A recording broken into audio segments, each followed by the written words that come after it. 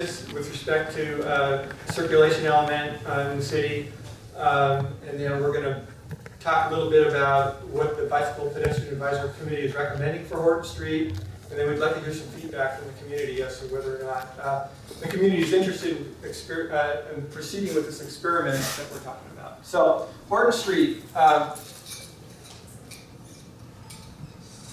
Horton Street is considered a bicycle boulevard in Emeryville. Bicycle boulevards is a bicycle priority street. We have other streets in the circulation element that are for transit and for connector routes, but Horton Street was designated a bicycle boulevard several years ago now. When we made it a bike boulevard, we installed purple signs for the street name signs. We put up wayfinding signs for cyclists to know where the bike boulevard is. We put stencils on the road, trying to encourage the public to use Horton Street as the cycling route as opposed to Hollis Street, which is more the transit-oriented street. Over the years, Horton Street has seen more traffic.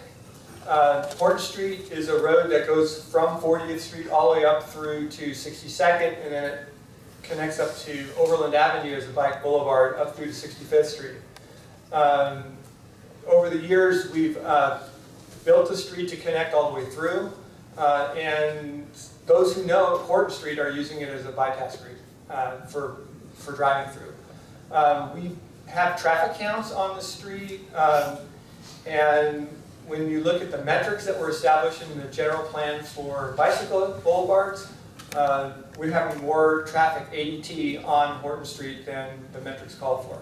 I believe for a bike boulevard in the area west of Hollis Street, between the railroad tracks and Hollis Street, so we're allowing up to 3,000 cars a day to be on a bicycle boulevard. And then the other issue is speed for a bicycle boulevard. We like to see a posted speed limit of 20 miles an hour for vehicles. There's a perception that there's a lot of speeding on Horton Street, and so there's concern about trying to be able to slow down some of the vehicles. So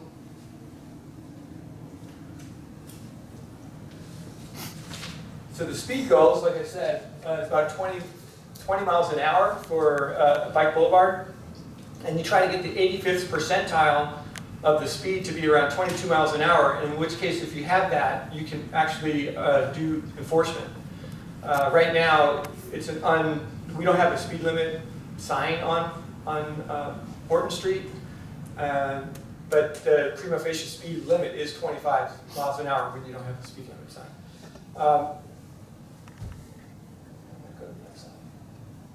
This is out of the general plan. These show different methods you could use to try to reduce speed or traffic counts on a bicycle boulevard. You've got different level of treatments. And so what we're trying to do is figure out what's the best approach to deal with the current situation. So as a result, we were talking with the DPAC about what we want to do on Horton Street now that we could try out to see whether or not we could try to reach these goals. And so the BPAC is recommending to jump straight to level 5 at this point, which would be to install diverters to try to divert traffic from using Horton Street. So the recommendation that we're dealing with right now is to see whether or not we want to experiment to install diverters at 45th and Horton and at Stanford Avenue and Horton. Mr. Donahue, do you have a question? Could you please clarify, prevent traffic from using Horton Street? I mean, traffic will still be on automobile traffic. Oh yeah, it wouldn't be too... Clarify that, please. Sure. So the idea is if you could put diverters on at these two locations, traffic that is on Horton Street could not run through as a main corridor. So you couldn't use it as a bypass route. So if you were coming southbound on Horton and you ended up at Stanford Avenue, you'd be diverted east on Stanford Avenue. And you couldn't continue south on Horton Street. Thank you. So Horton Street would still be open to traffic, but it would be more for local traffic only. Thank you. Okay. Question? So you're saying car traffic? Car traffic. Car traffic. Yeah, bike traffic would be still having access Okay. the whole way. So what the BPAC is recommending is we do a study to see what the effects of installing diverters at those two locations be. The other recommendation they're making is to deal with the speeding would be to install traffic calming measures between Stanford Avenue and 45th Street. And actually, it would most likely be between 53rd and 45th because we already have bike lanes on the segment between Stanford Avenue and 53rd Street.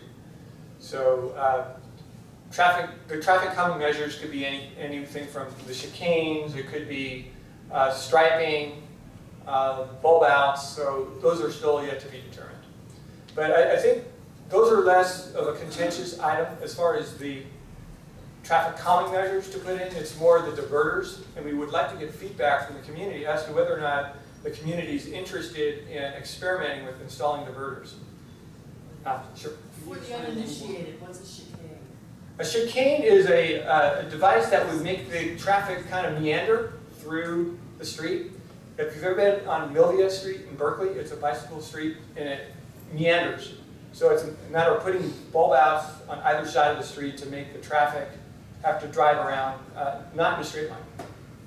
So that's an idea that we're gonna look at to see what we can do. But remember, we're trying to do things on a temporary basis, experiment with it, try to figure out what would work the best, and then ultimately have the permanent installation installed at a later date if we see that it works. I'm not clear how a diverter would work. You still can, but you're not supposed to. Well, both locations are kind of complicated to do diverters.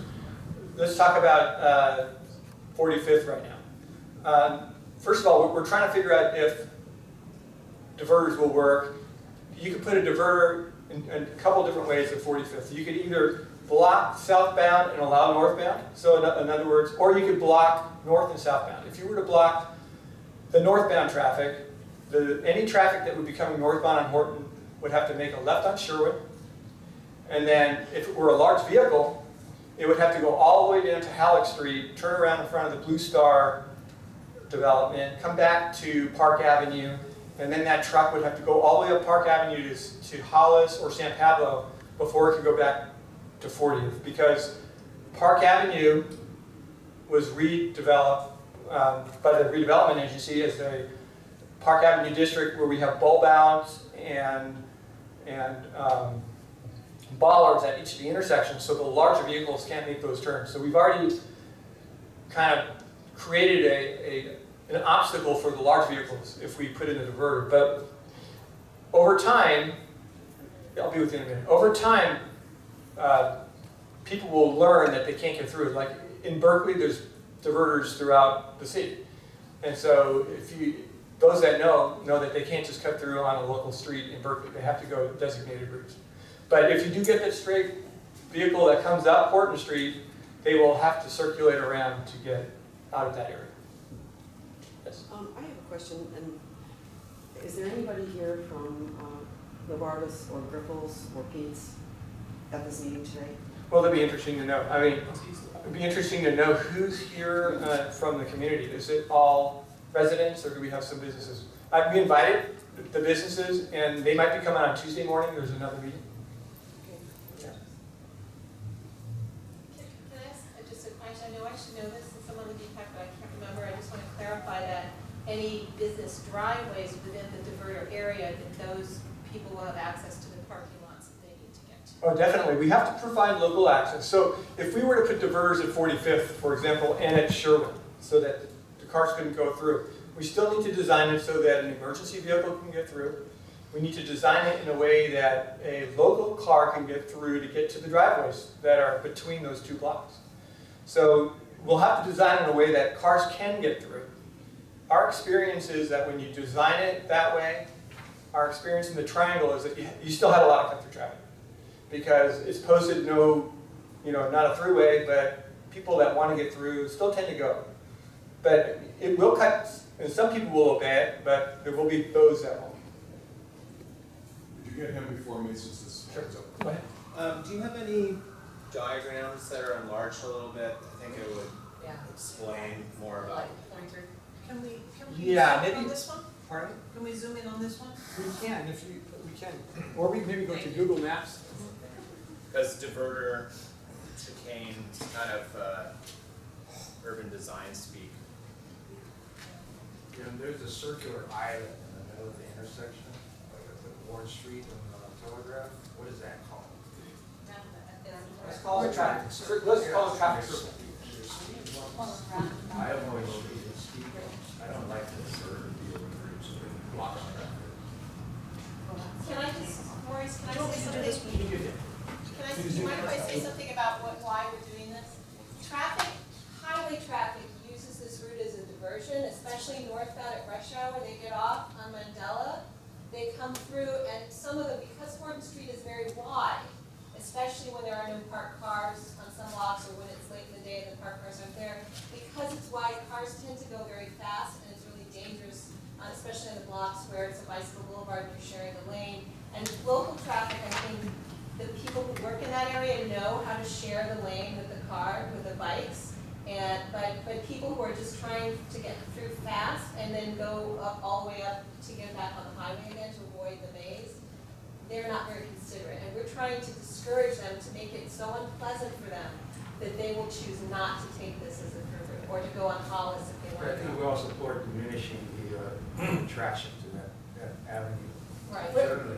Right, I mean, we're not talking about, we want to not inconvenience anyone who works there and needs to get there to a parking lot. It's the people who are using it as a cut through that don't need the cars that don't need to. Yeah, so you're not gonna like cut it off. Yeah. No, the idea is not to cut off access to the street for vehicles, it's more to divert traffic to go, so they won't use it as a bypass, to reduce the volume. Who's next? I just want to ask two questions. First of all, could you make it clear how this meeting is going to be run? Is it, do we hold up our hands or do we just You blurt can out? hold up your hands, that works. We hold up our hands and talk in turn. Okay, thank you for that. Now, next question is, you just described a scenario whereby a truck would take this big circuitous route and then finally end up back on Hollis from 40th Street. So why wouldn't the truck just turn right on 40th Street and then get to Hollis, the straight shot, that's the easy way? Why would a truck take could you please explain Okay, why trucks would do that? Okay, so if you're in a truck and you're going northbound Horton and you're trying to make it through and you find out you're at this diverter, So no signs, so you're saying no There- signs. well, we're gonna have to put a lot of signs up, but Okay. not everybody reads signs. But if they end up at Horton and Sherwin, they'll have to make a left. And our intersections are not designed, This is for non-sign reading truck drivers.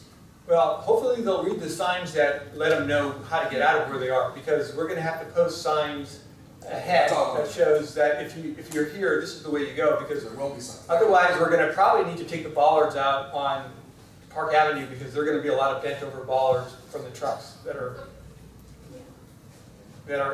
will be hitting, so. I wanted to add what you said about the traffic. I live on the corner of 45th and Horton, and have worked at home for about a year, so I got a really good idea of what the traffic is like there. It's not just freeway diversion traffic, but there's a lot of major, like articulated trailer traffic that cuts through there as well. So, and they tend to be the biggest problems, and all of us that park there, because none of us have parking, have to park well back from the intersection. So the same situation is happening there when big trailers come to make a turn on that street. They sometimes are in that intersection for quite a while trying to figure out how to get through there. So it's not just a rush hour issue, it's a during the day issue with freight vehicles in particular as well. The other problem is the speeding at night, after hours or really late in the night or really early in the morning. Most people don't pay attention to any of the stop signs along there. Okay.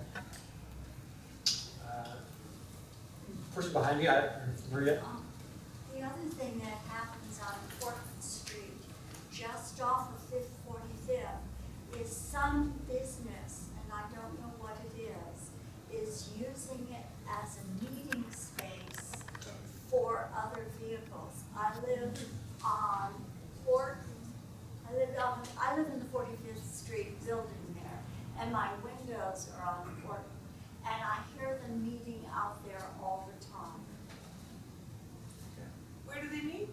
They meet on Horton, just off of 45th, just north of 45th. Same happens on Sherwin, Okay, yeah.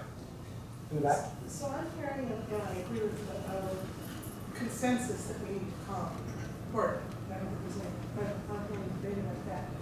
I'm curious as to why we're jumping to level 5 rather than intermediate measures. It seems to me if you do an experiment and you do it at the most extreme level, of course it's going to be successful. And part of what you want to pilot is there some way to have the same effect without having to go that way? Especially when we've got the pending Sherwin-Williams development. It seems to me, I just would like somebody to explain why we have to jump from a problem all the way to the ultimate solution test rather than see if there's something less interfering that will satisfy. We could always try the lesser levels, but we're right now working with the recommendation of the Bicycle Pedestrian Advisory Committee to try to proceed with diverters. So we wanted to hear the feedback from the community to see if the community is interested in performing this experiment at this time. So can someone from Bike Ped explain why they're recommending that we justify it as a level 5 solution? Mr. Johnson? Yeah, I'm on the bike ped committee, and Mr. Kaufman didn't really explain well. Maybe just didn't get a chance to explain the levels 1 through 5. So right now, Horton Street is on. So I'm speaking now as a member of the committee, and anybody that wants to jump in from the committee, please do so. Right now, Horton Street is at level 3, which means there's bulb outs and there's other metrics. There's no bulb treatments. outs.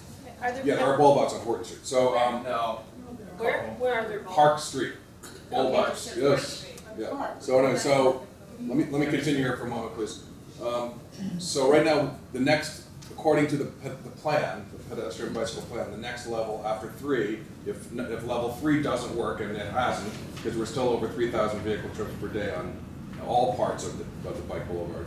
The next level is level 4. Level 4 calls for chicanes, as Mr. Kaufman defined, or an alternate to chicanes would be what's so-called choker, which acts like a one-way bridge where the traffic gets choked down to one lane, so people have to take turns going through a little choker device, whereas bikes, of course, can go straight on through on the sides. That would be level 4. And then after 2 years, if the level 4 traffic calming doesn't reduce the traffic on the boulevard to less than 3,000 vehicle trips per day, then we are required to move on then to level 5, which are the diverters. And then presumably the diverters will deliver us to less than 3,000 vehicle trips per day on any place on the bike boulevard. That's the levels 1 through 5. The committee thought to go to level 5 directly because we were of the impression, some of us were of the impression, a majority of us were of the impression that with Sherwin-Williams project coming with its 1,000+ cars a day, plus the transit center with its several thousand cars trips a day, we thought that it would be a waste of taxpayer money, and it would we should just go straight to the level 5, which is we think will deliver us our less than 3,000 vehicle trips per day. And I just wanted to add one more thing really quickly here. Emeryville's metric of 3,000 was, just so everybody here knows, was a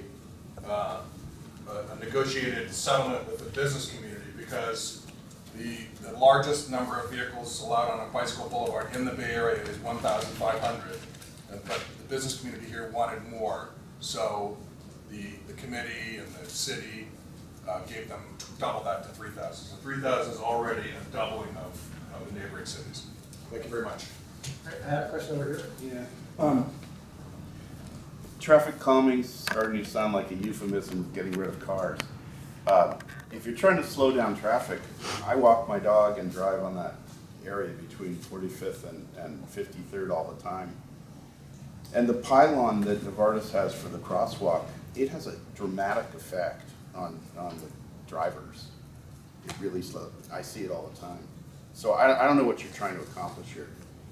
If you're trying to get rid of cars, then you have to have diverters, I guess. But if you're trying to calm the traffic and get them to slow down, simple measures like that would seem to be the experiment to go. Right, so the experiment that the BPAC's recommending is the diverters to bring the volumes down and Okay, so that's traffic calming measures is to reduce the number. You do for both. We're looking at both. And so the stretch, you're correct. The stretch between 53rd and 45th is very wide because nobody's really parking there and there's no center line on the street. Right. And so as a cyclist, you might be riding in the middle of the driving lane and then somebody will pass you real fast on your left because the road's real wide, there's no center line. So it seems Well, that fast. seems like putting a center line seems like It's easy to do. a simple thing to do. I think putting parking on that park would make a lot of sense also. Right. Bulb outs, trees, parking, and a posted 20 or less speed. Right, so those items are less contentious than I think the diverters, and I think with this meeting, I think we need to really talk about the diverters if we really want to experiment with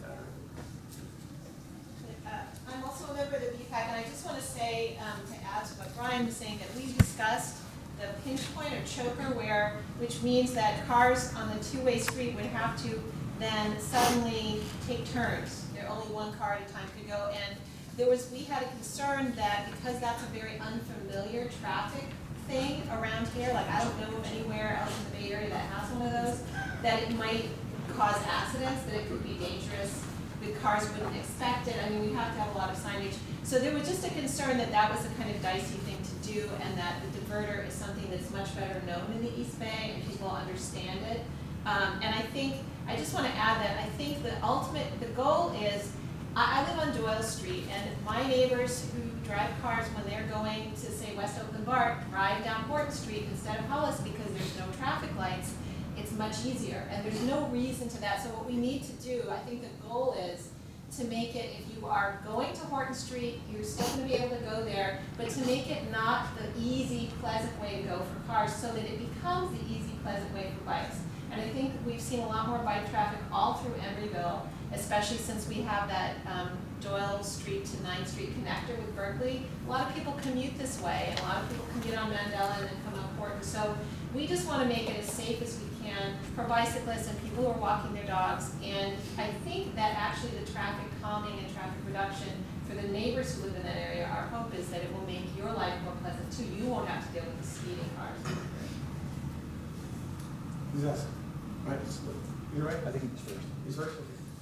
Okay, well, I appreciate the issue of safety. I'm a bike commuter too. So my next question is about the aesthetics of the diverters. Some of Berkeley's diverters that you mentioned are quite unaesthetic, and they were temporarily placed there and they worked, and so no money was ever invested in proper urbanization of those areas and landscape architecture. And so I'm kind of confused why you guys don't have some basic diagrams for all of us to look at, help us understand the different alternatives. I mean, there's 50 different ways to do these things just with curb gutter and landscape. And I think it's going to be really difficult for the community to participate in which of these things would work best if we don't have some visuals on how the geometry will work and how the landscape will work and how it would be temporarily installed and how it would be permanently installed. So in response to that, once we hear back from the community that they're interested in doing an experiment, we're going to be working with a firm to design temporary measures to test it. And if we see that if the community is happy with the results of the improvements, then we're going to go into the mode of designing what they're going to look like permanently. We did a similar experiment in the Triangle where we put up temporary bollards out to do diverters, temporary striping, signing, and then we got the feedback from the community, and we ultimately ended up with the measures that we wanted to do. Then we came forward with a design as to how they would look. And then as far as for building it, if we want permanent measures, we were planning on working with Sherwin-Williams to do the design and the construction of those improvements, so as part of their development. Well, it's very cheap to produce a series of alternatives that have already been built in Portland and Berkeley and other cities so that people have an idea what the options are before going to. For the permanent measures or for the temporary? For both and, I mean, I think you'd get much more quality community input on what kind of experiment to undertake if we had some alternatives to look at. Scott? I'm on the bicycle pedestrian committee, and I just want to give you a little bit more outline about how this process has happened. We've had the volume of bicyclists really go up in Emeryville, and we've had a couple of deaths in Emeryville. And the fatalities were on our busiest streets. One was on San Pablo near 36th, two-way traffic in one lane, and the other was on Powell Street near Vallejo, same situation. And the volume of cyclists keeps going up, as pretty much most people here would know, just because the efficiency for commuting on a bicycle is becoming more and more apparent. BART now allows bicycles during rush hour. I commute to San Francisco part-time, and it's just by far and away the fastest way to get to San Francisco. It's just remarkable. So I think we're going to continue to see this going up. And Horton Street is the only north-south street that we have as a real through street through our city. So that's sort of the overall perspective on it. And the other side of safety is that if you look at bicycle and pedestrian safety versus traffic speed, when the traffic speed gets down around 20, it's just remarkable statistically. The safety of pedestrians and cyclists is so much greater. It's like the drivers have dramatically higher reaction time. So that's the overall general thing about why it's really needed. And we've had intermediate ideas about level 4 that sort of are not presented as an official level 4. Council member Nora Davis suggested for the north rush hour problem that we could take Horton Street at 40th Street going north and not have through traffic there, but direct traffic to turn either left or right heading north. So that would take care of some of it. So that's, there are all these other things that could take the edge off of this problem. But typically, some of the issues that we're concerned about are speeding FedEx and UPS trucks. That is, they're wider than average vehicles. We have them parking in the bike lanes near the train station, driving cyclists out into traffic. So then you've got a real safe, so these are the kinds of issues, and we're getting more and more regional traffic through there. So it's pretty important that the process go forward from our point of view, from a real safety point of view for all pedestrians and cyclists. First of all, I second everything Scott said about Horton being a problem. It's a main freeway for FedEx trucks, and they all speed. It's a very efficient way to get from north to south. You don't have to stop at Powell. My wife said, "Where are you going?" I said, "To a meeting on this." She said, "Horton's a bicycle boulevard? I didn't know that." So, to the point about reading signs, no, people don't all read signs. And we've lived here for 10 years. But I lived in Berkeley when they installed the traffic diverters, and a city council person lived one block to our east, and a city council person lived one block to our west.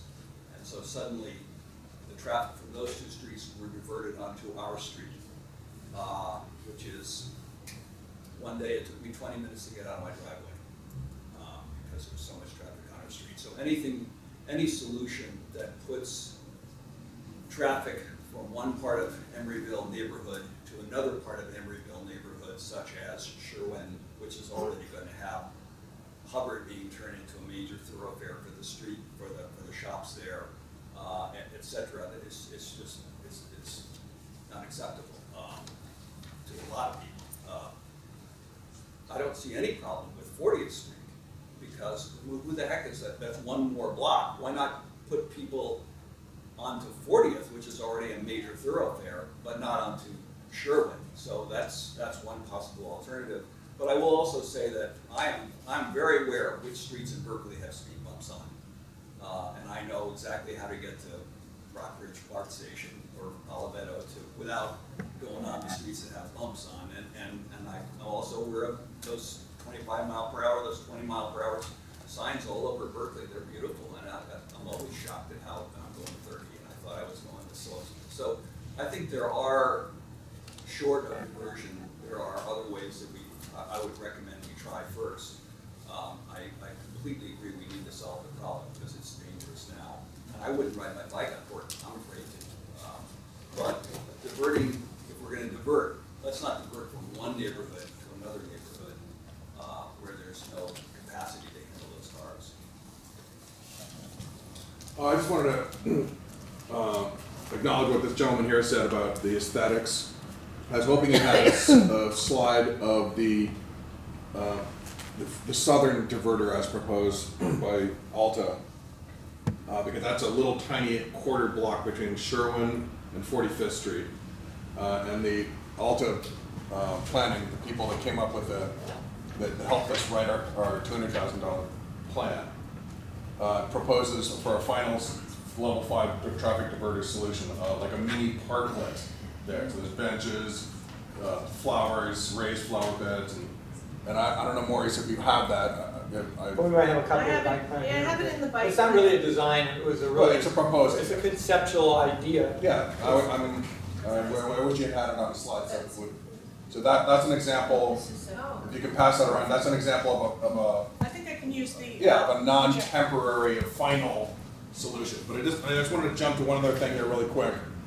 People here need to understand that, I'll wait till they get, okay, people here need to understand that the 3,000 vehicle trips per day is not some nebulous goal. Instead, that's actually required of us. We're required to keep it less than 3,000. And so the plan has come up with these 5 levels. If whatever we do to come up with less than 3,000 is fine, because the idea is not to put in diverters per se. The idea is to drive the traffic volume down to less than 3,000. So anything we can come up with that does that, as long as we don't waste too much time and money, because right now it's well in excess of 3,000 and it's unsafe. So we want to remedy or fix an unsafe condition as quickly as possible. So the idea is to keep it less than 3,000, and if we don't do that, we open ourselves up to a lawsuit because we officially have this plan that has been certified by the council, a unanimous vote, and we are required to do it.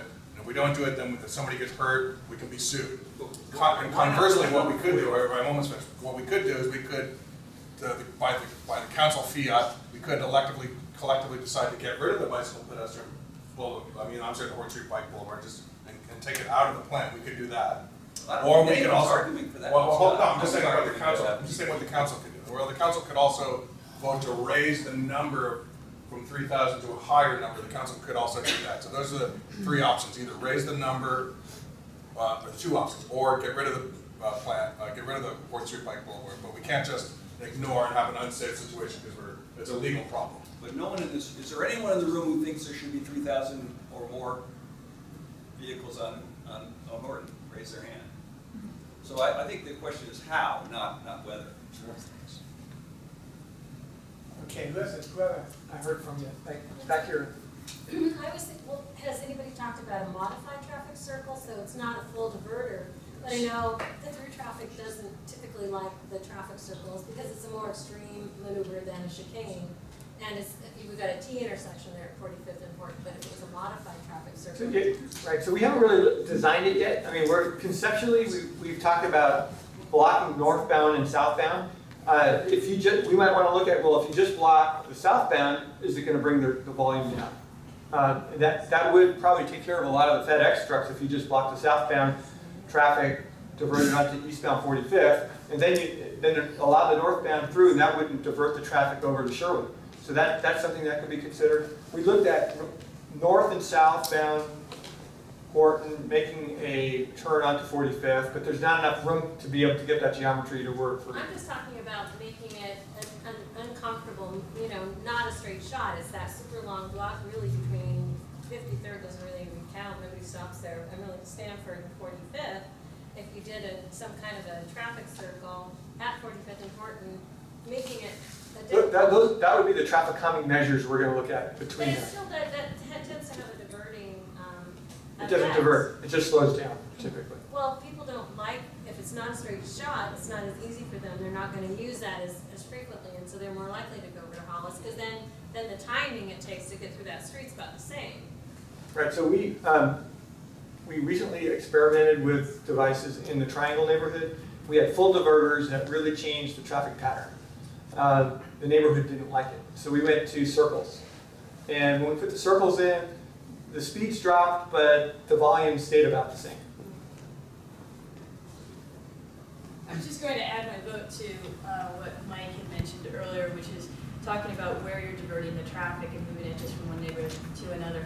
I commute every day from Sherwin on to Horton, so I'm a cyclist and I'm on there every day. So I know the need for the calming. I do have cars passing me all the time, and even the crosswalk isn't really an impediment to the cars. They just speed around you on the left, as people pointed out.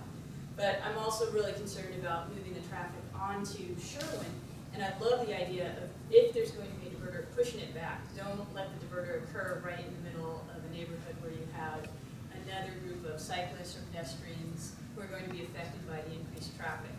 And depending on the final Sherwin-Williams plans, you're going to have, hopefully, another bike path going through Sherwin-Williams development. You'll have people coming out on Sherwin, and so you're just moving traffic for the increased number of residents, and you'll have bikers over on the Sherwin area going to Beach or cutting across the Mandela. So you're moving cars to another area that pedestrians and cyclists are going to be using. So I would be in favor, if there's going to be a diverter, definitely pushing it back closer to 40th. Yeah, that's what I was gonna follow through. Why are you doing it at Sherman Avenue? That corner is so sharp. I see trucks stuck there all the time. And I don't know why you wouldn't move it more towards 40th, which would be a much easier turn, and then get them onto Hollis without this sort of possible diverter. And I live in that 1500 park, and I'm walking my dog all the time, and people are always lost there trying to get to IKEA. And it's just going to be one more thing that people are going to ask about to get lost and end up in West Oakland in a really nasty neighborhood when they go under that 40th Street Bridge. Right. You know, I mean, that's kind of Understood. yeah. Occasionally, there'll be a police officer parked a few feet down from 45th and Horton, and that has a calming effect on traffic. People are on their best behavior. It has a chilling effect on speeders. So if there was a little more enforcement, I think it would generate revenue. People would start to think about flowing through that roadway. Right. Right. This side. Was a diverter at 40th ever considered? You could put a divert. You could. It's been talked about prohibiting through moves, making it a left and right only, and you kind of have that right now at the off ramp on I-80. So you have a left turn arrow and a right turn arrow in the lanes, painted on the lanes. But during peak hour, you get a lot of traffic getting off the freeway, getting straight back on. So whether or not people would pay attention to a sign that says left and right turn only when you can still make it through. I thought diverters were physical barriers. Well, you can't put in a physical barrier at 40th. I mean, at your major intersections, you've got to allow traffic to come through. If you're blocking through the through, you're going to block people coming out too. So That's right. Yeah. There already are signs at 40th that say no through traffic, and they're routinely ignored. I'll just say they've been there for a few years at the behest of the community. There's somebody back here. Okay. Another problem on the Horton Street line is that people who come off of Powell to go to the parking garages that are under all those businesses, they don't stop at the stop signs regularly. And the buildings are large enough that if you're going along Horton going north, they can't see you. Is that Horton? This is at Horton and Hurrah, I don't know the name of the street. the small street that goes. Yes, what people do is they go up Powell from the freeway, and then they make that turn and curve around. And there are all these parking garages, there's the Amtrak, and then they go around the corner into other parking garages. Right. And they just roll through that intersection. I don't know what you can do about it. Well, it's enforcement. I mean, Or maybe a light. Okay, my last comment, I promise. I'm still curious why the implementation comes before at least some simulation, some, have you guys run a computer model on this circuit, these various strategies and how they would implement this? We're all taking guesses of, hey, put a diverter there that'll move traffic over here. I mean, this is, well, I mean, if how's that you, been done? no, we're at a point where we want to experiment with it. We're going to be taking traffic counts real soon with the Sherwin-Williams project to be able to figure out, to get a baseline of what's there right now. And speed capture. Pardon me? And speed capture. And speed captures as well. The other thing we're going to be doing is, for one of the traffic calming measures, we're thinking about one of those signs that tells the driver how fast they're going. Those signs actually will help bring down the traffic speeds, but it also keeps track of how many cars you get through there and their speed.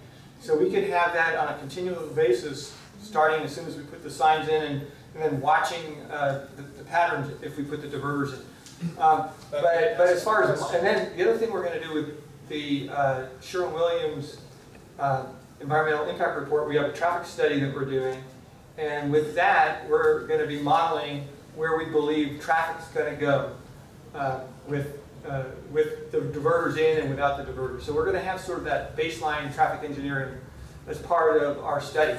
And then if we get approval to do an experiment, we have a grant where we're going to be working to develop these plans that we can actually use to construct the temporary diverters.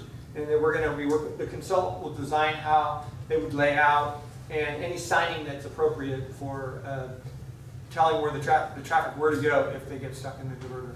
But, so the modeling is going to occur during the traffic study for Sherwin-Williams? The modeling would occur to tell us where the Sherwin-Williams traffic will be going. Yeah. But the bike ped traffic is going to be integrated into that model? The bike ped traffic is going to allow to continue to go through, so that's no, the I'm only talking about the computer model that analyzes. We have a regional issue here which we're trying to solve by putting a couple of dots on one street, and I understand the 3,000 VMTs and all this stuff, and I agree with that. But what I'm concerned, I just want to express my opinion as a resident stakeholder, is that this is a systematic issue of circulation, bike peds and cars and freight that have all kinds of origin demand issues, and it's not being studied as a regional issue, and it's not being modeled that way. And this may be the wrong place to put these things. It's going to just cause a consequence somewhere else, and you'll see kind of anecdotal information from these experiments, but you're not really going to see it'll solve a problem one place, move it to another place, and we'll just see this over time. And it seems like you could save a lot of time and money by modeling it and looking at where these different interventions could have the most impact and optimize the whole system. All right. Sure. I'm just curious about something. So, is this grant that you mentioned tied specifically to this street, and is it driving this right now? Is that what's driving it? It's not driving, there's no schedule driving it. So the grant that we have is to design, to prepare plans for some traffic calming measures on Horton Street. That's what we have the funding approved for at ACTC. So what I'm waiting for is a direction from the City Council as to what we want to design so we can develop the scope of work for this consultant to prepare. I just want to respond to a couple things that have been mentioned, and one thing, I just want to clarify that diverting traffic at Sherwin is not the idea of this plan. The idea is that people will divert at 40th Street to other streets, and I want to say that Hollis is a street where people, until you get pretty far north, there are not residents, it's just businesses. So I think that what Maurice talked about diverting on Sherwin is something that would happen while people are still figuring it out and not realizing. that they have to turn. The hope is that not all of those excess cars are gonna go onto Hollis Street, that some of them will realize that cutting through, skipping the maze is no longer beneficial to them because they just get stuck in Emeryville and it's pointless, so they might as well stay on the freeway. Or maybe they'll go all the way over to San Pablo, I don't know, but hopefully that they won't, hopefully it will discourage some people from doing this cut through. That is the hope. So I just wanted to say that. I also want to say that we have been working on this problem for a few years, and the city did install no through traffic signs at 40th Street, which have, in my experience, been completely ineffective. I don't think the cars see them. And we have talked about a diverter at 40th Street, and there are issues with people getting into I don't know what it's called now, the senior place. Yeah, they have a driveway just off 40th Street on Horton Street. So, I don't know if there could be a diverter on the north side of that intersection of 40th Street and Horton Street, if there could just be, if you're coming, you could turn onto Horton Street from 40th, but you couldn't go straight through. And you could turn off, you could turn right. I think but not go it's very difficult to put in any physical barrier at 40th and Horton. That's going to be very difficult. Can you elaborate on that? Because you have to allow some moves, and so by the time you put a barrier in, you can't allow those moves. So I haven't worked out the details, but I believe it's going to be difficult to put in a barrier at 40th and Horton if you want to allow some of the moves. So, response to, once again, the idea is that we do know that it is regional, and the idea is to get a bunch of those people that are just not taking the freeway and taking the city streets to get back up on the freeway, and a certain amount of them go on to Hollis, and maybe some of them take San Pablo, and maybe a couple of them, take mass transit or ride their bikes themselves. It's quite clear that sign at Horton and 40 doesn't mean a thing. But if they put a yellow sign up that says not through street on the other side of it, people will figure it out real quickly. Yeah, if you want full closure of the street. You'll have a problem for a little while, but they will figure it out. Diane Martinez. First I just want to thank the people who serve on BPAC, because these are not issues that we take lightly when there are fatalities involved, when people's safety is compromised with speeds. And now I have a question. If we were to go ahead and suggest that level 4 traffic calming measures might be more optimal at this stage, what elapsed time or triggers would bring us to level 5 in the future if that was needed? I would think that the BPAC would be very interested in watching it, and we would probably hear from the BPAC, hey, we're ready to move to the next level, and then we would work with the community. About 3 months.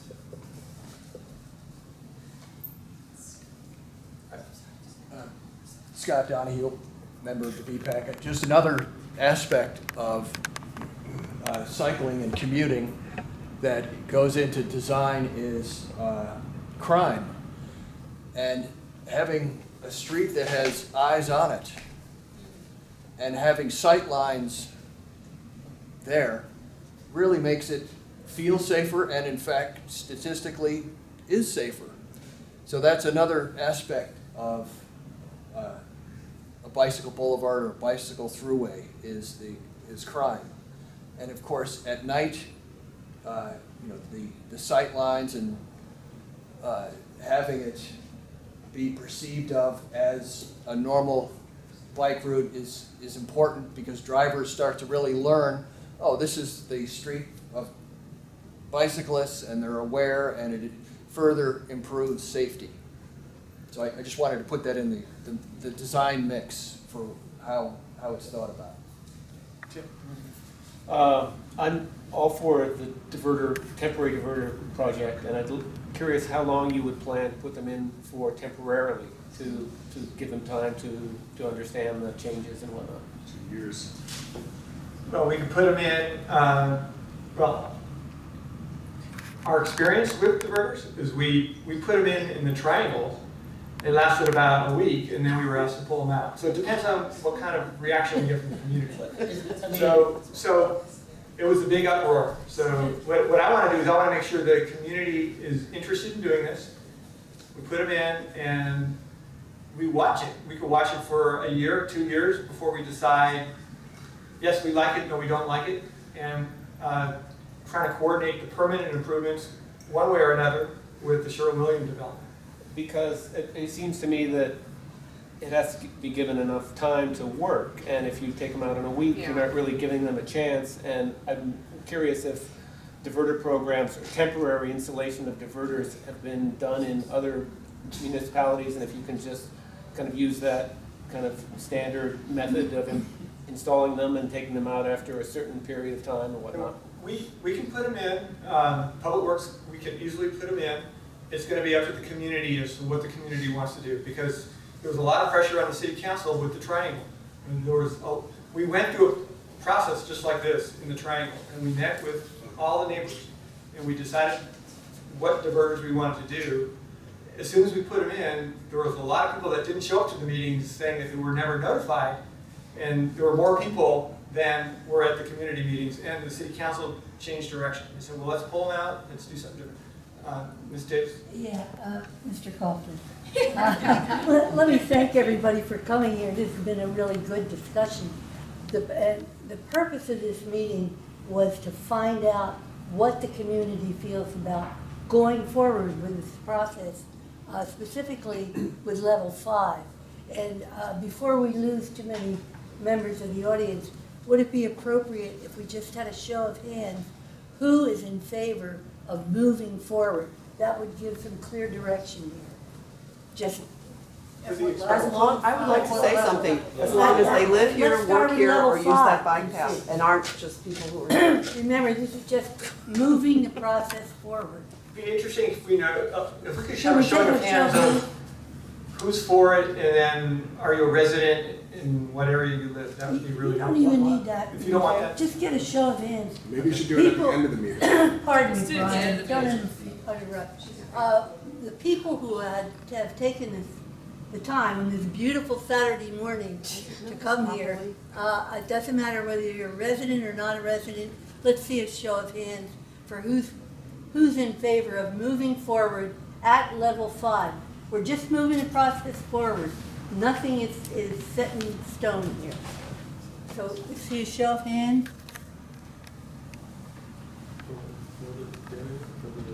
Level 5. No, listen.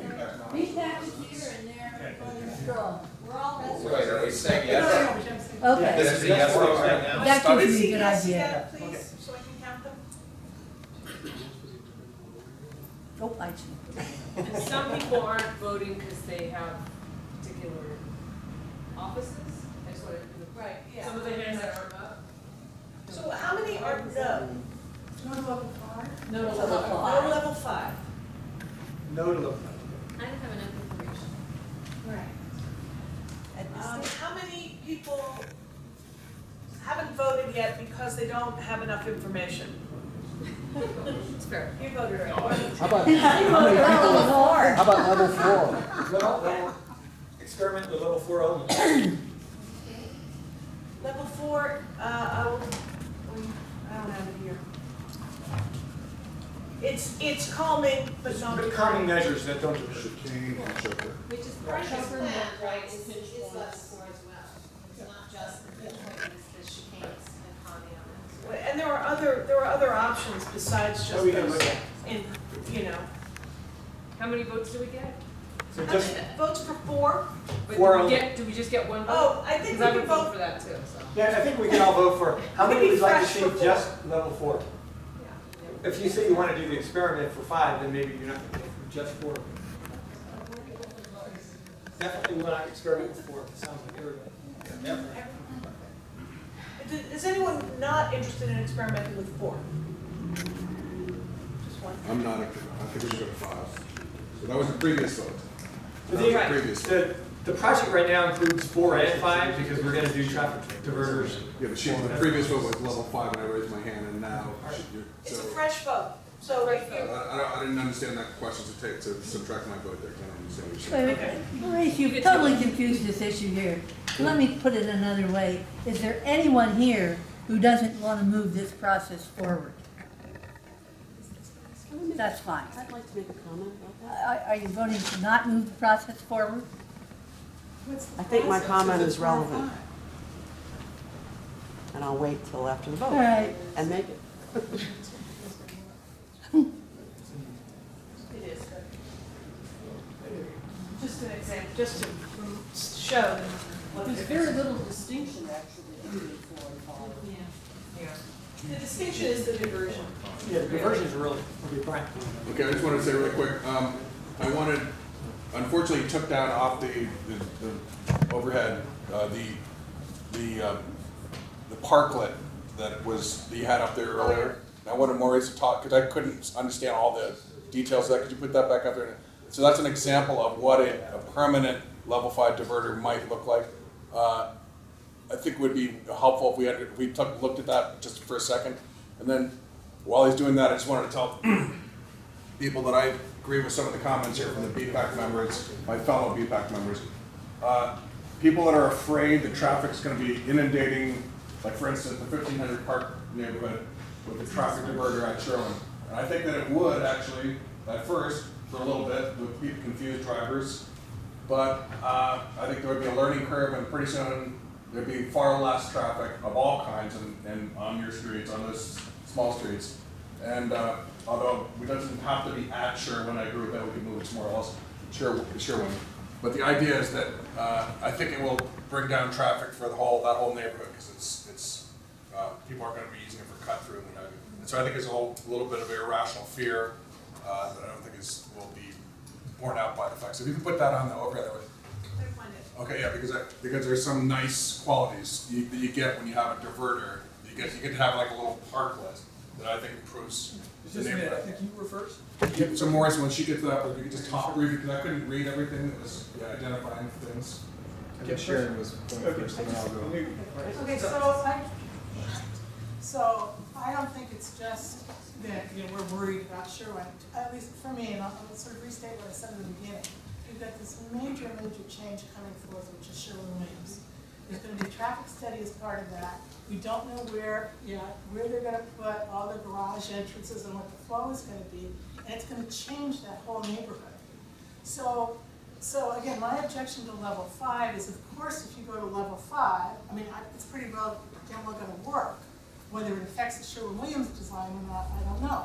But I'd like to have us see what we can do to calm, and then be sure to incorporate into the Sherwin-Williams plan the appropriate constraints on Horton. But that thing is just going to change the neighborhood, change the flow, and I just think we're getting a little ahead of ourselves going with ultimate solution rather than trying something.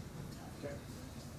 Sure. So this was my comment, and I know that from the Public Works Committee meeting that you know about this already, Can you but speak up a little? I just as my comment, and I know that the Public Works Committee members know about this already because I brought it to that meeting, but I think the city could do a better job on noticing. I live at the 45th Street Artist Co-op. When I inquired, because we only received two postcards there for this meeting. One of them went to our office. I noticed my community individually, but when I was told that there were 30 addresses that they were sent to at my building, and I know that 30 of those were not received. And also that my contact, who's their community liaison at Novartis, didn't know about this and knew about it because I forwarded the flyer that you gave. The same thing potentially for some of the people, I don't know about all of them, at the Horton Lofts. I did the same thing. I got the word out. But I'm just saying, in terms of actually that's why I asked, maybe they'll come to the meeting. Novartis will. That's great, that's wonderful. They should be there. But I'm just saying that I know from my personal experience what happened from my building. I think that the question I have, I reflect some of the questions, the comments that were made on the other end of the room about we're just displacing existing traffic. I understand that the objective here is to reduce speed and to make sure that the road is safer for pedestrians and bicyclists. But the impact it's going to have on the greater community is gonna be that there's gonna be displacement. I live right on 40th Street, right here in the district, and traffic down this road today, if you just look down it, it will be all the way up on the bridge around Shell Mountain into Bay Street. And one of the bigger problems we have is that we don't have synchronized lights on 40th Street, and people become impatient, leaving a parking lot, leaving a shopping center, leaving Target, and they look for ways to get home faster. It's not just people who are coming off the freeway. It's on a Saturday when people don't have a rush hour commute. And so they're making these trips down. Their GPS tells them Horton Street is a street you can turn down, and it's going to tell them that with or without a diverter in place.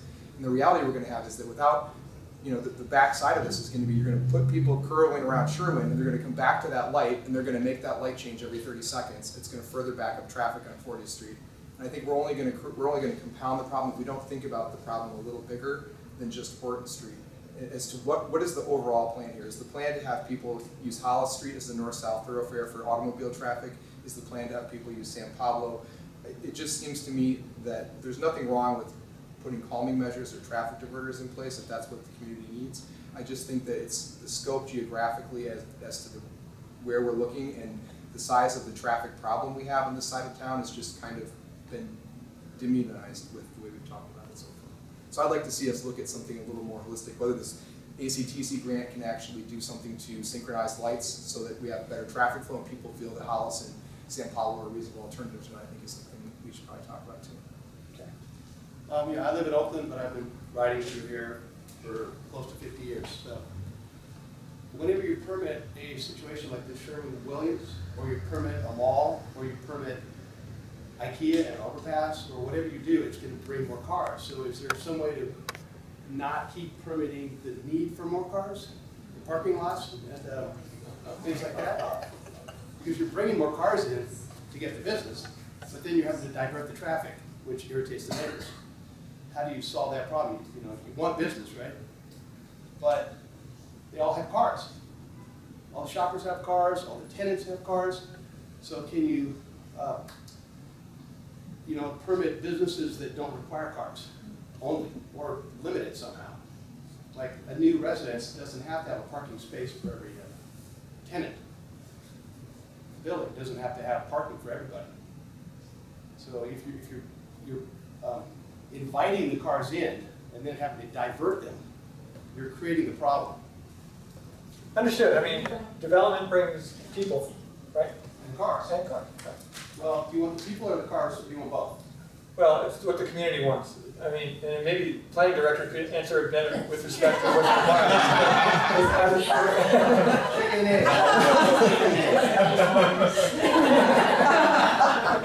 Well, I will say in our new planning regulations that were adopted about a year and a half ago now, we have drastically reduced the parking requirement from what it used to be. We actually now have a maximum parking as well as a minimum. And in order to go over the maximum, you have to justify it. You have to explain to the planning commission why you really think you need that many parking spaces. Also, within, I think it's about a quarter mile of the two transit hubs, which is the Amtrak station and the 40th and San Pablo bus hub, we have what's called the transit hub overlay zone, and in those zones, the parking requirement is cut in half.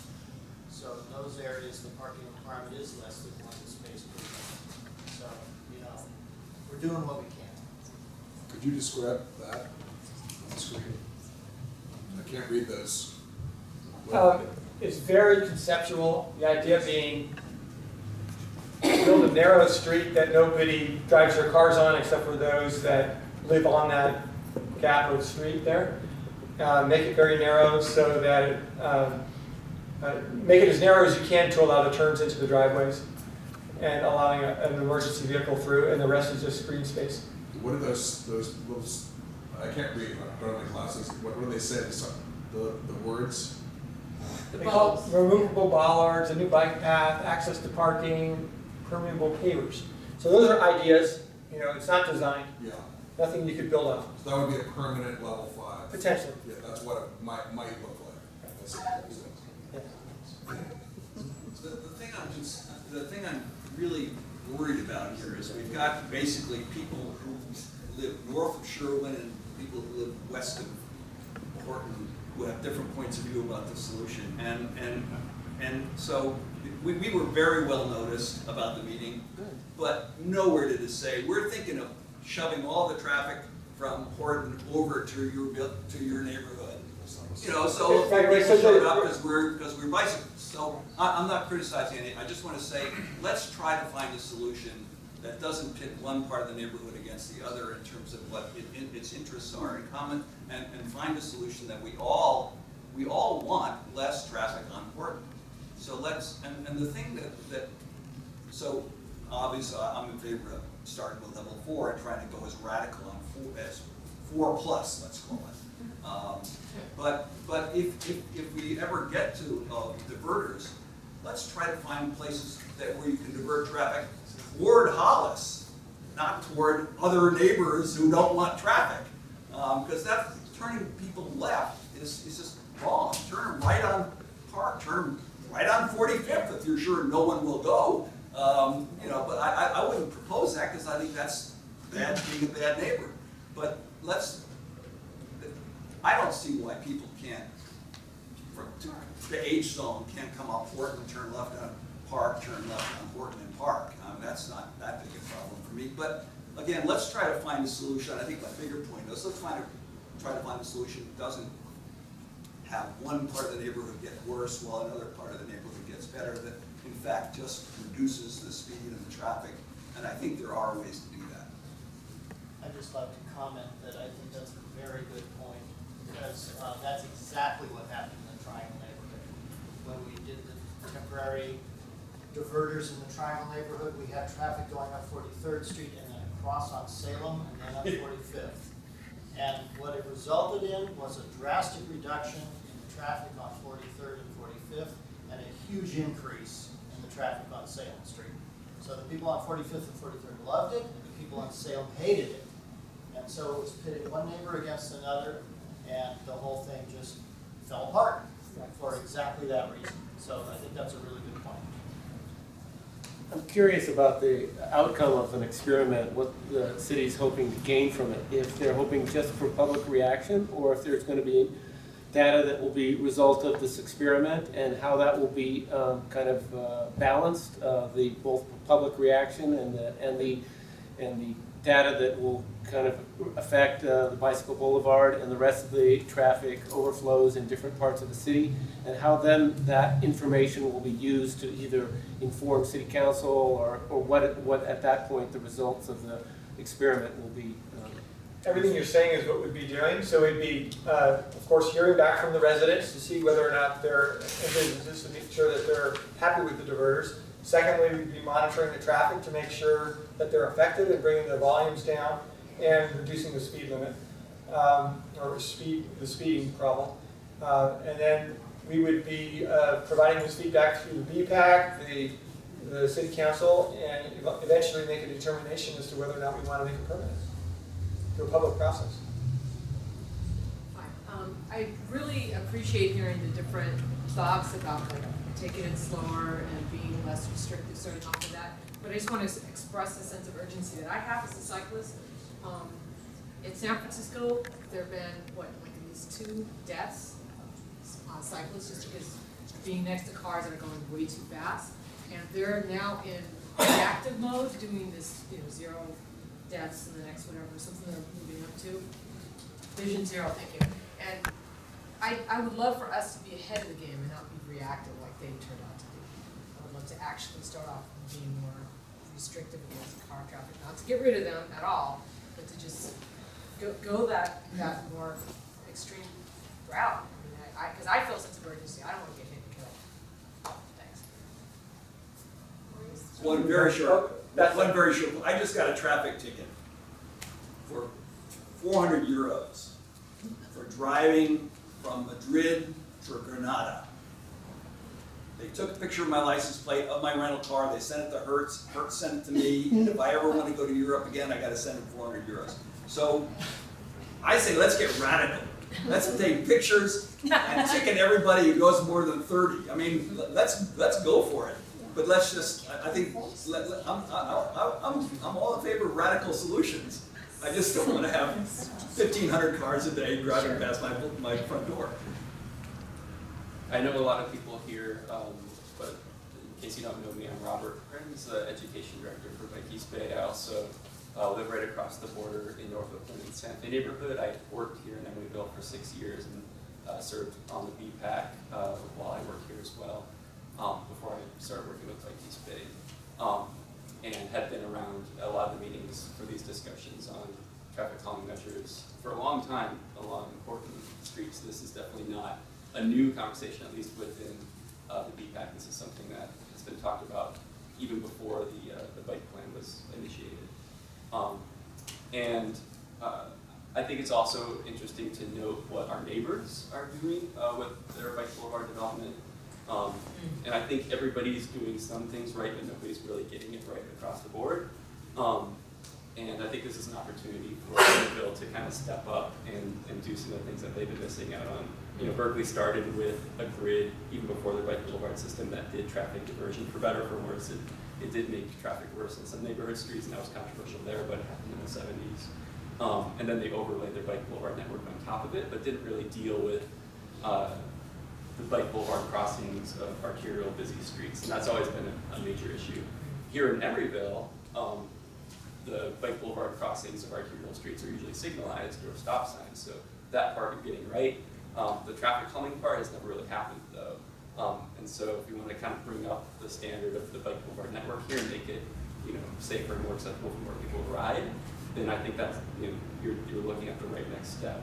The metric we're using to determine whether these bike boulevards are working or not is the number of car trips, which, you know, is a good metric to use, but really, you know, the goal that we want is to make these boulevards safe and comfortable for cyclists, regardless of how many vehicle trips there are.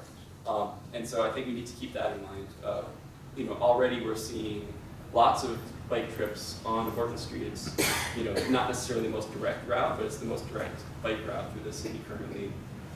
You know, most of the other parallel streets that serve car traffic more than bikes are much more direct. If you're talking about from the freeway to Shell Mound to, you know, Hollis Street to San Pablo, you know, these streets all make a lot more sense if you're looking for the most efficient route. So, you know, it really kind of even behooves car drivers to not, you know, stay on Horton unless they have a destination here. And I think we can, you know, help make that system work the way it's supposed to be working through these developments. But also, there's a lot of bicyclists who are choosing to ride on Hollis Street because they realize the same thing, that Horton Street is not as safe as it could be and that it's not as efficient as it could be for bike traffic. And we do know when you get, you know, safety in numbers from more bicyclists using a specific facility, not only are they more expected by car drivers and therefore, you know, more likely to be reacted to, but you do get more of that eyes on the street kind of effect. So if we can encourage more people to bike on Horton Street, you know, even without necessarily achieving every one of our goals to the T in terms of reducing the vehicle traffic, I think we can have a big success here and have a big safety and convenience improvement. One of the ways Oakland is looking at that right now with the bike boulevard network that they're just starting to think about overlaying on some neighborhood streets is not just about reducing vehicle traffic, but about making things more convenient for cyclists. In some places, that's a little controversial because they're talking about putting in traffic circles and actually removing stop signs. In a sense to slow vehicle traffic along the entire block at the intersections without necessarily stopping it. But they're also doing speed humps that aren't quite as sharp, but are enough to get speeds down to about 15 miles an hour along those stretches as well. And in certain areas where it is already determined that there's way too much cut-through traffic on a residential street when the traffic should be using a collector street instead, they are talking about doing diversion. It's kind of different than this process, and I'm not sure which is better. They've kind of done the traffic studies first and put together a plan of suggested improvements that they're going to shop out to the residents. A lot of those improvements might get shot down, which means wasted staff time. And staff time is very valuable.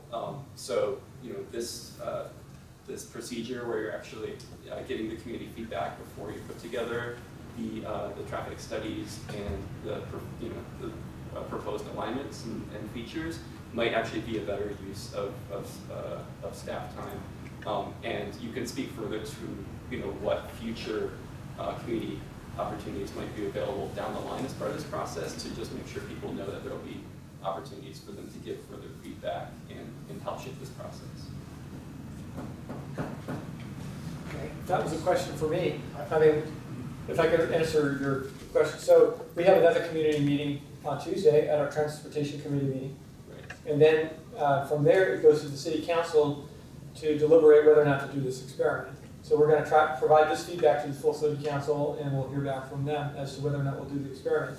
Moving forward, assuming the experiment goes forward, we would be working with the consultant to develop the plans to do the temporary measures, and that'll go through a review process as well with the BPAC and City Council before it's implemented.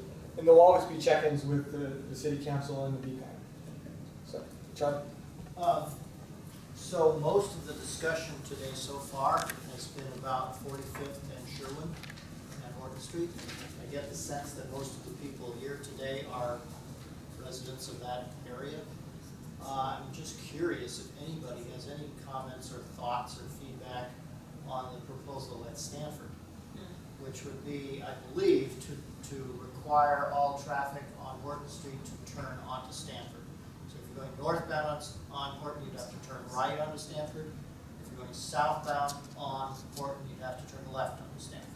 So, And eastbound or westbound Stanford would have to make a right turn onto Horton.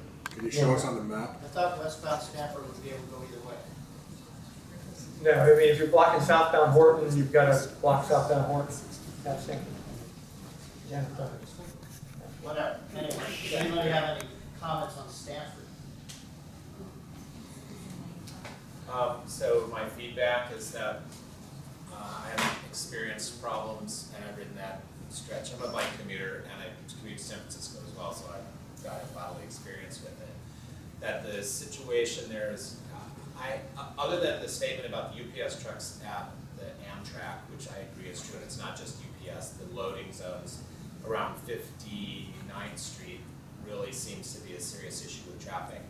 The bigger problem is the road condition between Stanford and Amtrak, and going under the Powell Street Bridge. The facilities in that area are completely inadequate, and to me, the traffic isn't the conflict. It's the class of the bike lane and the signage and the turning radius off of the street that was mentioned before, where people use it like a loop turn to go north on Horton. I'd like to take Charlie's challenge. There on the screen is the map. You can see the green dot is the intersection of Horton and Stanford. So Maurice maybe could show how that that's the proposed northern diverter, how that would work. And then while he's doing that, I'll just say, I think that the reason why we're not talking about that here, Charlie, is because it's less impactful for residents, and people here at the meeting are residents. Tuesday's meeting, which will be the business community, that's the traffic diverter that will be talked about with great concern, I imagine. But you've made a good point here. It seems like this crowd here today, at least, isn't that concerned with the diverter in that location, which means maybe they would be amenable to that. That might be a way to go. Maybe start with just the northern diverter, perhaps, and then see what that does for the whole street for the 3,000.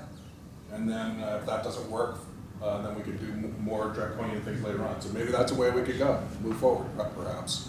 So the geometry of this intersection is really complicated. We need to provide access to Novartis' parking garage. Compass directions for the people. Tell us where it is. This is Horton. This is Stanford. Yes. This is Novartis'. This is our corporation yard building. This is Novartis' garage. Right? So what we're talking about is, if you're coming southbound, you would have to make this left. If you're going northbound Horton, you would have to make a right. If you're coming westbound, you have to be able to get into this garage or make a left. To try to do this on a temporary basis is going to be a real challenge, because you've got to provide all those moves, and the geometry is skewed. It's going to be difficult. So we need to design it. I don't know how we're going to be able to end up doing it, but we're going to look at it. If you want to proceed. Can I just say, I ride through there a lot because I live near there.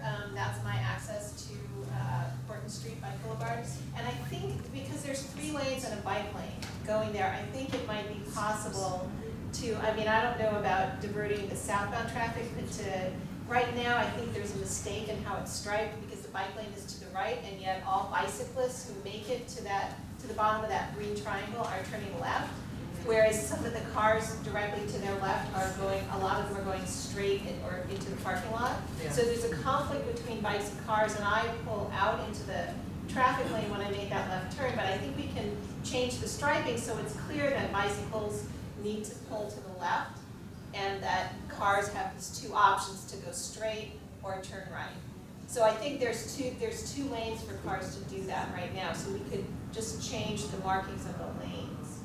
So it's clear that the leftmost lane goes into the parking garage, the right lane of car traffic turns right, and then bicyclists will be on the left and will turn left.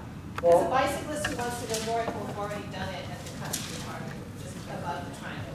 You're going to have some vehicles that come down here, realize that they can't make this left, can't go straight, and they're going to try to make this right. Well, I think that's And the challenge. it's going to be a complicated intersection to design safely. I don't know how it's going to work. If we start reconfiguring this entire intersection, and you're talking about a different story altogether. This intersection was built in multiple phases, and that's why it came out of this angle. If you were going to design this whole street, you might do it more of a T intersection. But the way it was built, the way we acquired the property, it came out in this angle like it is. Just out of curiosity, so the car vehicle is being diverted off of Hollis on Stanford. How far do we think they'll be going on Stanford? Because it gets the next block over, it gets really skinny. Well, not the next one, too. 2 blocks over. Oh yeah, 2 blocks. I didn't follow Past your Hollis. question. If cars are diverted onto Stanford, vehicles, will they go onto Well, Hollis? they'll be directed to Hollis, and then they'll go left, right, or straight, wherever they're headed. Probably if they're heading southbound, they'd have to take a right on Hollis. Okay. Okay. So I know we don't, just because we're so small and the way the streets are set up, we don't have a lot of options here. But Louder, please. I said because of the way we're so small and the way the streets are set up and that we don't have a lot of options in terms of where we're directing things to. But I know already at that Stanford-Hollis intersection, I know you bike down Horton on the way home, so you're not, I don't know how many people from the city staff are actually on Hollis at peak hours. Often that intersection is actually blocked by traffic. You can't, the light changes and you can't even get out. And the same thing happens at about 59th, this is a totally different thing, but it's Hollis, maybe say 59th all the way down to Ashby. That's what happens. I mean, you're not seeing it, but it's. Well, I see it. I mean, I make it a habit to drive the different routes to see how it's working. And yes, one of our busiest moves is Hollis Street left onto Powell. And during peak hour, this is at capacity right now. So what we're talking about doing is getting all the cars that are trying to divert it, they're using Horton. And people that know will use Horton. So you can just go straight underneath Powell. Right? So, but yes, so as a result, we'll have more traffic on Hollis. From these meetings, will you be recommending just the package of diverters at both places, or will you be possibly recommending that the city council proceed with an experiment on one and not the other, or? Well, we're going to hear back from the community, and then we're going to try to make some kind of a recommendation based on what we're hearing. You know, it sounds to me like the community doesn't like diverters, let's say at 45th, because it might divert traffic towards Sherwood and around. Well, if you didn't do the northbound diverter, but you did the southbound diverter, you might not have that problem. So there's ways we could maybe do some level 5 and not impact those other neighborhoods. We could look at that. Yes. I walk to the Amtrak every day, and the only, other than the comment about underneath the bridge, which is, the lanes aren't even lined up under the middle of the bridge, and there's 2 crosswalks, and it's very dark. Other than that, at the corner of Stanford and Horton, if you're trying to have northbound Horton traffic go east essentially onto Stanford, I think one of the challenges you'll have to plan around is the number of people who get confused at that intersection when I walk through there, and they will turn right, and then they will turn left into the curling lane that goes back north again. So you're going to have people who will attempt to circumvent that very intersection. I agree. I agree. And can I just add another concern? concern that I think we'll just have to work it out, but there will be bike traffic going straight that will then, in the right-hand bike lane, that will then be in conflict with the right turning traffic that's being diverted, and so we'll just have to. Right, so it really needs to be thought through well, because you want to allow the through loops for the bikes on all the diverters, right? Right, but can I also say, I just want to follow up with something that Charlie Ryan said before about, you know, the people on Salem Street having a cow after the diverters in the triangle, but I was very new here when that happened, so I wasn't as clued into what was going on, but I'm understanding from what I'm hearing here that was 1 week, that they had a cow about 1 week. Now there could be, I used to live in the Castro, and there was a week during Gay Pride where my neighborhood was impossible, but it was 1 week. And you know, Halloween was impossible, but we knew it was temporary, and I think that what is lacking here is a communication with the neighbors about, yes, there's going to be a bad week. Maybe there will be 1,500 cars on Sherwood the first week, and maybe there'll be 500 the second week, and maybe there'll be 100 the third. You know, like, let's give it time. It was more than a week. I mean, within that first week while it was going up, we got calls nonstop. And by the time we got back to the next city council meeting, it was at least another 2 weeks. But by the time we were able to award another contract to remove it all, it was another few weeks. So those diverters were up there for at least 5-6 weeks before they came back out. And was there signage? Because I think that's. Oh, signs. It was. Signs, We went through the whole process. Okay. Okay. Isn't the goal for Horton Street, bikers want to go from Stanford down Horton and get onto Mandela Parkway? Is that the goal for bikers? You want to separate the traffic from the bikers? We'd like to keep it the same for the cyclists, but just divert the vehicular traffic. Well, would it be just easier to, where the Novartis parking lot is, the extension of Stanford, to create a new bike lane along the railroad tracks and then go down Halleck behind Target and connect onto Mandela Parkway? That's going to be part of the Horton Landing Park, South Bayfront Bridge project, so that will happen. I want to say that connection has problems because, and I do go that way sometimes, but if you go behind Target, you end up going through an area where there's a lot of homeless people. It's not safe at night. There's trash. There's really bad train tracks, which are very unsafe for bikes. So ideally, in a beautiful world, we would turn that into a bike route to get over to Mandela, but that would involve Oakland doing something, because that's all Oakland back there. And so, you know, given Oakland's priorities, I just am nervous about diverting bikes and saying, hey, go here, and then dumping them somewhere where they're in a bad place, or there's really, you know, they sort of happen to double back. We're trying to make logical routes for bikes. The way I go is I go underneath the 40th Street overpass in front of Target and then connect onto Mandela. Right, but do you go down Wood Street a couple blocks? No. You go through the Target parking lot. Exactly. Yeah.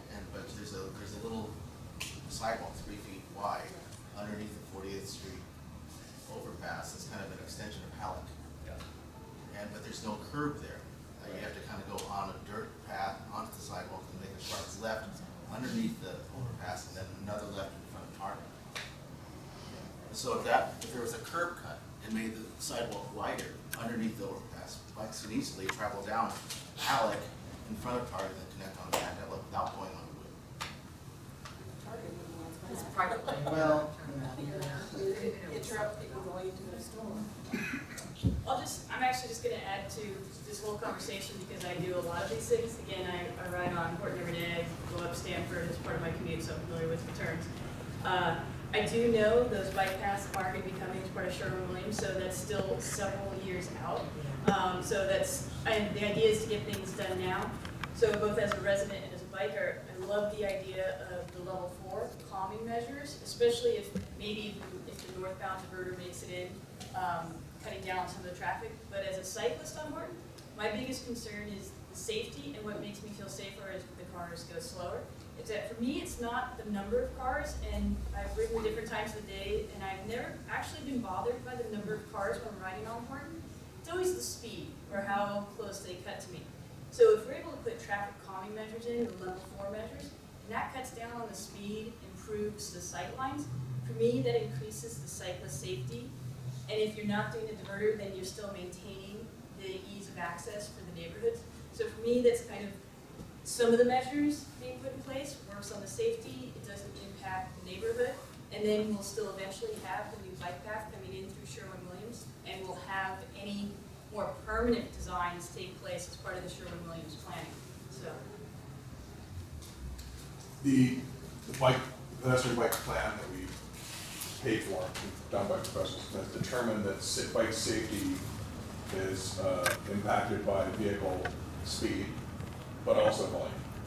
The safety is, in other words, you can't, it may feel a little safer maybe if there's lots of cars moving slower, but if you want it, not very many cars moving slow, that's the same. And I understand, and I'm just offering anecdotally as a cyclist where my comfort zone comes from, and I know that's not related to studies. So I'm just pointing out, for me, that's a perceived improvement in my quality of life, is if the cars slow down, if there's things that cut down on the speed and increase visibility. So, believe me, I understand exactly what you're saying. Thank you. I'm getting back on this idea, this question of what can be done tomorrow, to your point. Because if someone gets injured tomorrow, we're all going to feel like, well, what was you thinking? Can't those signs that with speed limits on be put in tomorrow without any? We're researching those right now, and we're going to be moving those forward as quick as we can, actually, because we want to start collecting data. And so that'll be an initial help. You're right. So we're moving that forward. Anything else like reinforcement could be done tomorrow if you know, radar. Radar enforcement could not be done because it's not there's no speed zone study there, so we would have to really look at the speed limits. Of course, it's a 25-mile-an-hour area. We should talk to the police department to see if they could enforce it, but I think technically you need to have a speed zone survey in any area you do a radar enforcement. I want to follow up on what you're talking about, Marie. So you're talking about doing a speed zone study in the very near future so that the city would be able to move ahead with No, I'm talking about right now putting in those speed limit signs that tell you how fast you're going. Okay. So we're researching which model to buy. We want something that's going to be able to give us the data. We're looking to figure out if there are models available that you can pull up the data from our desk here at City Hall, or whether or not we got to go out there in the field to gather the data. And so we're trying to figure out which model to get, and then we're hopefully going to put them in as soon as we can, so that we can start collecting the speed data and the volume of traffic. And will that provide the data you need? Because I think we've been through this at BPAC, and we've been told by the police that you can't lower the speed limit without this data. Yeah, if we have the data there, then we potentially could use that data to do the speed zone survey or study. So this would provide that. Yeah. And I also want to say for enforcement that one thought I have is that there is a new 3-foot passing rule that cars need to get by 3 feet.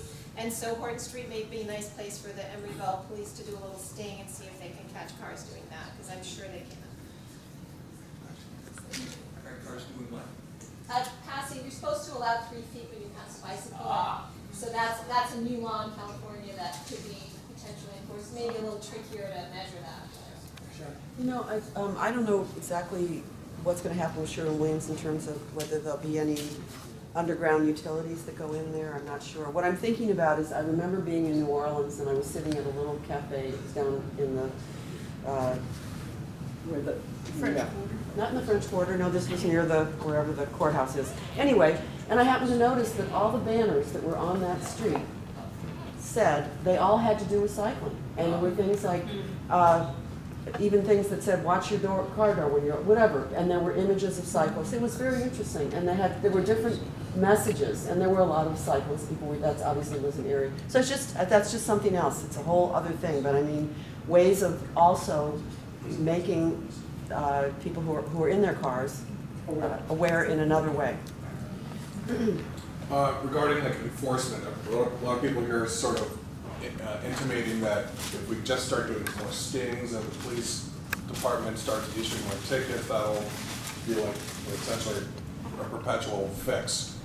But there's a major crosswalk across San Pablo Avenue at Arizmendi Bakery, and school children use it a lot going to Yates Elementary School, myself included with my daughter. And there's a push button crosswalk with lights that flash, very visual. And this police stings, that just does not solve the problem. People, car drivers will still not stop for pedestrians. And so what studies have shown is that if you make it easy to go fast, people will do it. And then if there's an actual cop car there, then they won't, but if the cop car's not there, they'll do it. And if you make it easy to cut through, people will do it. If you make an environment easy for drivers, they will take advantage of it. So the whole idea of diversion is to not make it easy for drivers, and that's just the idea. And a lot of people are talking about pushing diverters will push cars to other neighborhoods. That is the idea, but in this case, what we're talking about is pushing cars to Hollis and also to Shellman. That's where we're hoping the cars go instead of using the only north-south bike route in Emeryville, which is Horton Street. Traffic is basically kind of like fluid mechanics. They will go out. And I'm a firm believer in build it and they will not come. If you do that, they can't go through, they won't go through. Simple enough. I think that, maybe measure 4 would work, but I bet you it'd be a lot more expensive to put proper measure 4 in. Level 4, excuse me, on this. And it probably costs a lot more money to do that. And I think a diverter would work. And I also think a diverter at 62nd would be a nice idea too. So, can we have a show of hands for the Stanford diverter? Are people interested in that? Because we talked about it before. Yes? Okay. Well, could you ask it 2 ways, northbound and southbound? Well, Stanford, what we're talking about is prohibiting, if we can design it, prohibiting southbound traffic southbound Horton traffic to continue. You'd have to make a left onto Stanford. Northbound Horton at Stanford would have to make a right. Westbound Stanford would have to make a right turn going north downward. And then also allow the through move to the garage. So there's a lot of things we need to consider there. But if we could accomplish that, are people in support of that? Okay. You want a show of hands? You're asking for a show of hands? Yeah. Yeah, sounds like, all right. And against it? Okay.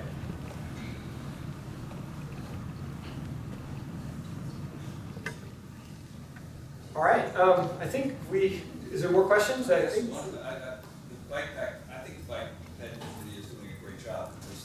But I assume that someone's thought about, in Roanoke Park, they have these little 6-inch high concrete protectors between the bike path and the road. Now, that doesn't work on all of Horton, but is there some of Horton? I think there's room for that. Has that been considered, or is another? I'm trying to think of another way of further protecting bikes. We haven't talked about a vertical barrier on the lane line, and I don't know that that's necessarily in the MUTCD to allow for that. There's vertical barriers to make a buffer, but not necessarily just as the line. And I will say that in the bike ped plan, there was, one of the recommendations is to have a raised bike lane, not with a vertical barrier, but to have the roadway this level and the bike lane a slightly higher level, north of, I'm not sure where it starts, north of 59th, north of Stanford, where there was concern about increased traffic because of the Amtrak project there. So that's an option that's in the bike plan. And I presume wherever you do that, then there's, it's all a resident, there's no parking because, right. And so in some of those areas, that already exists. I think that whole stretch, there's already no parked cars, am I correct? Well, not Yeah. between the middle of Horton going down to 45th Street. No, we're just talking, Yeah, that was. I know, but I'm just saying. Yeah, it was just for that, north. And part of Horton is not a bike lane, it's a bike boulevard, so that wouldn't work, that's a different situation. So, is there any more questions, anything else we would need to, we'd like One to? last comment. Sure. Yeah, in terms of, I grew up in Berkeley as well, and when they put those barriers in, those were my new bike lanes everywhere, because you didn't have to deal with the cars. I would love to see a reduction in the parking because of the car doors that open up on you when you're pedaling, and the bike lanes primarily are put next to that car dooring area. If that can be eliminated, so I mean, I love the diversions, anything like that, would be great for me as a bicyclist. Well, what we're trying to do here with the bicycle boulevard is make it so that you can ride your bicycle right in the middle of the street. and you don't need a bike lane, and you're not in the dual mode, so. Sharing with the One of cars. the things, right, so those cars are going slow enough, the bicyclists are going, you know, at a comfortable speed, and you're not actually in that door zone, and a lot of the bike boulevard does not have bike lanes on it for that specific reason. Are there any other comments, or I think we as staff have what we need to report back? Can I just ask one more question? Sure. So a comment was made earlier that I thought was really good and intriguing. We talked about it with BPAC, but I didn't think you made it clear about why. You seem to be very uncomfortable with it, but you didn't really elucidate why it seems to be not possible. And that is the idea of moving the southern diverter at Sherwin and 45th all the way down to 40th and Horton. Well, you need to having an actual barrier, so if you want to put a physical barrier. Physical barrier, so the people that need to get to the garage at the senior housing would go up Hollis, then down, I guess, Park, and then so that you have active businesses on the block between 40th and Park, That's so right. you need to allow access to those businesses. And they would be accessed by Park and Hollis. But we've restricted truck access with those intersections, so unless you're going to take out all the intersection improvements at Park and Horton. Yeah, perhaps we might have to consider that. I mean, it's just because there seems to be a lot of discomfort, or some discomfort, for the Sherwin location for a diverter. I don't know. One last question? Why can't they put the diverter in Park? Is it just because of these new improvements they did? You can't turn at Park if you're a large vehicle, unless we want to redesign the intersection of Park and Horton. You can't do it on a temporary basis because it's all going to do temporary. It's true. I can't tell you how many times in Berkeley I have driven down the street that got me a dead end and I had to turn around, and I quickly learned. So if you made, or again, I'm not as skilled as trained as you on this stuff, but if you had a dead end at Park Avenue in Horton, and no through traffic, there would be some people turning around for a while, but they would learn pretty quickly. And that would give access to the businesses. Yeah, if we had a wider intersection at Park and Horton, I think you could do that. We've really necked it down with the bulb outs and bollards and everything. So hard to do in a level temporary 3 stopping at level 5. Can I just ask, I just want to clarify one thing about this plan, that if both diverters were put in, people could still access those blocks by car from 45th and 53rd. There was nothing to divert cars from going in and out of those blocks. It's just through traffic on Horton Street that would be diverted, correct? Right, well, through traffic could still go through because you've got to design it in a way to allow cars to go through to get to those driveways. So there'll be those people that won't pay attention to it at all and still go through. Which is why the chicanes are important to make it inconvenient, but so, okay. So we're not talking about full diverters, we're talking about partial diverters. It sounds like. Well, I mean, at 45th and Horton is a full diverter from Horton south diverting to 45th, but you've got to allow the emergency vehicles and the local traffic through. So, Well, emergency vehicles are one thing, that's what's allowed in Berkeley, the local cars are not allowed to go through, so really we're talking about a partial diverter. It's not really a full diverter because through traffic will be allowed. yeah, I mean, I don't know what your terminology is, but okay. All right, is that it? Was all the comments? We really appreciate your time on a Saturday morning to talk about it. Your